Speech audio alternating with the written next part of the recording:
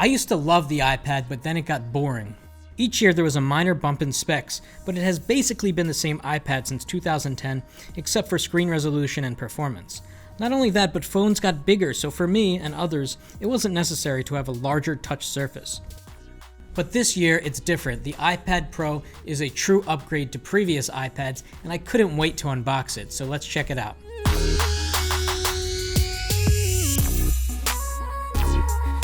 I also got the Apple Pencil 2 with the iPad Pro, which is redesigned with a flat edge for better ergonomics. Plus, that flat edge lets you magnetically connect and charge the pencil with the iPad Pro's edge. It's super cool. Not only that, but that flat edge of the new Apple Pencil lets you double tap to perform certain actions that developers will be able to utilize.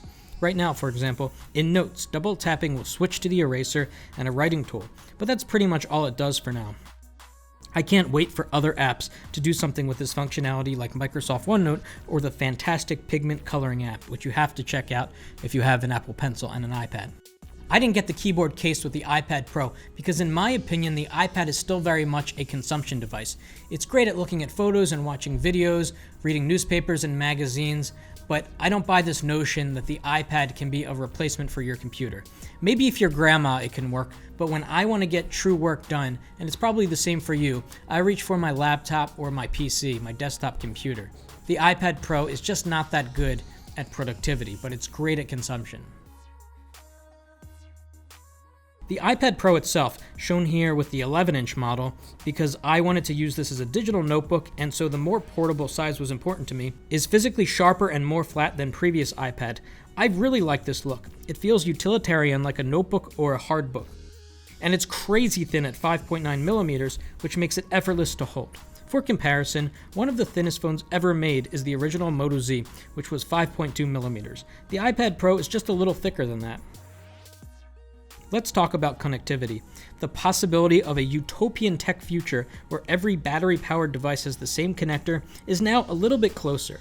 The new iPad Pros have USB-C, which of course means you can use all of your existing USB-C cables and power banks to juice up the iPad Pro, because let's face it, you're tired of looking for lightning cables. I know I am. Let's just hope the next iPhone gets USB-C too. The charger in the box is rated for 18 watts, which charges the iPad Pro at a reasonable rate of 0.5% per minute, which comes out to 3.3 hours to charge the iPad Pro fully. Without a home button, you get the same gesture navigation we see on the iPhone X and XS. While this takes some getting used to, by far the best part about this change is the ability to quickly move between apps by swiping the navigation. On an iPad, it's so fluid to do this gesture when you need to move between two apps. And thanks to the A12X chip, and the 120Hz refresh display, using the iPad no matter what you're doing is such a fast and fluid experience. It's really incredible. No home button means that you don't have Touch ID, but instead Face ID, which works really well on the iPad Pro.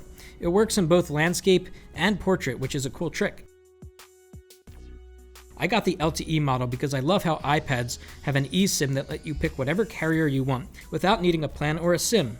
You just pick the carrier you want to use at that moment and you're connected. And then for storage, I got 64 gigabytes because I rely so heavily on the cloud for my media, I don't need the extra storage.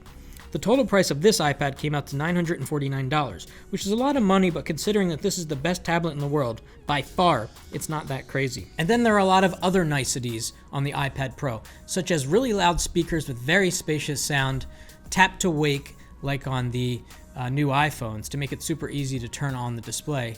Excellent, fantastic palm rejection so that you can hold the iPad in one hand even while touching the screen while swiping between things, even though the bezels are smaller.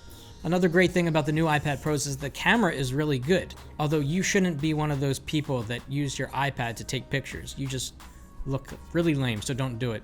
And also, the new iPad Pros can do all of the augmented reality stuff if you're into that. Okay, that's going to do it for this quick unboxing and first impressions of the new iPad Pro. We'll have a full review of it in the coming weeks. Until then, you can follow me on social media at @BrandonMiniman, and make sure you give this video a thumbs up if you like what you saw. If you have any questions about the new iPad Pros, I'm going to hang out in the comments for a little bit, so drop your question and I'll do my best to answer it. Thanks for watching, and that's it for now.